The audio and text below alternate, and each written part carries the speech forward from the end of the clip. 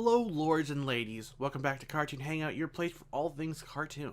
Today we've got another Scooby-Doo Where Are You review as part of the Scooby Month celebration I've got going on. And that's episode 11, Hassle in the Castle. This is another episode that I definitely recall watching as a kid, and for the most part, it still holds up.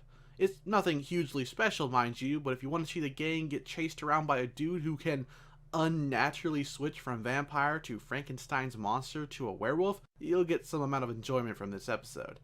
The gang are traveling, or at least invited, to a castle for some reason I don't think was ever mentioned, but then I couldn't remember even if it was. Fun fact, I tried to watch this episode while still being awake at 3 a.m. Yet here I am trying to piece together what I watched then with what I just finished watching this afternoon. They end up stopped by a fairly creepy and suspicious fortune teller who, if you can't tell, is definitely all three of the monsters in this episode. Even if I hadn't seen this episode as a child, I could have easily made the jump to that conclusion. It's still cool to see an episode featuring a master of disguise though, because it really goes hand in hand with how the gang's foes are usually grown men and women dressing up as creatures to commit crimes. So it makes sense for them to switch things up and have one guy be a series of different classic monsters, fooling anyone into thinking there's more than one person. I do have an issue with how quickly he managed to get in and out of costume. He'd have to place various duplicate costumes around the castle, and that seems just tedious. Then again, he's dressing up as monsters to search for treasure when a ski mask could also suffice. So maybe some degree of suspension of disbelief is in order. Otherwise, the episode was really fun. It was chock full of the humor typical in this series, and we jumped right into the mystery, which even had legitimate clues. Something this show, at this point, doesn't always have. And that's basically it. I loved the villain of the episode, even if I had some gripes about how he was doing what he did, and it was a really funny, good episode. Share your thoughts on this episode down below, and for more Cartoon Hangout, check out my review of episode 10 or my review of the Powerpuff Girls episode 39. Thanks for watching and take care.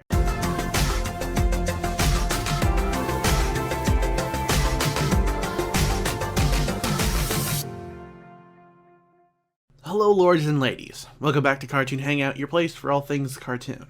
After being beat up by a monster resembling the Hulk, Shaggy and Scooby want out of the mystery-solving game in Episode 4, How to Train Your Coward.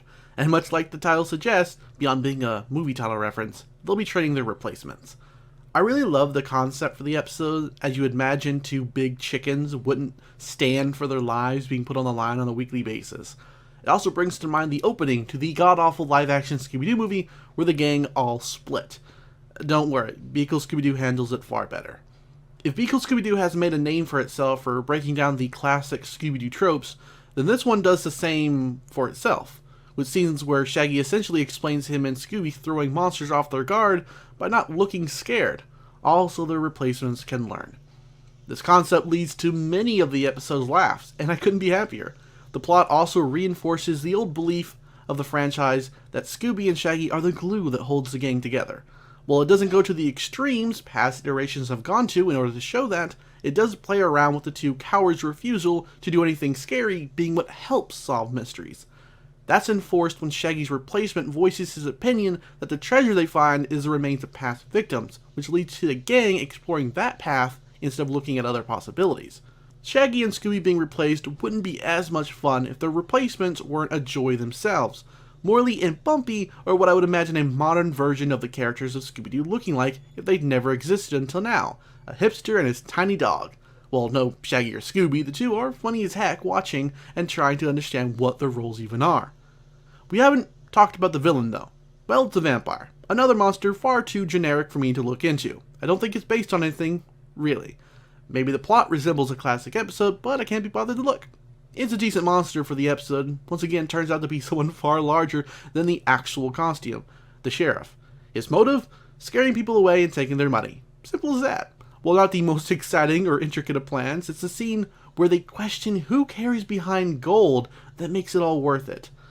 How to Train Your Coward is an excellent episode that comically explores the idea of what would the Scooby Gang be like without Scooby or Shaggy.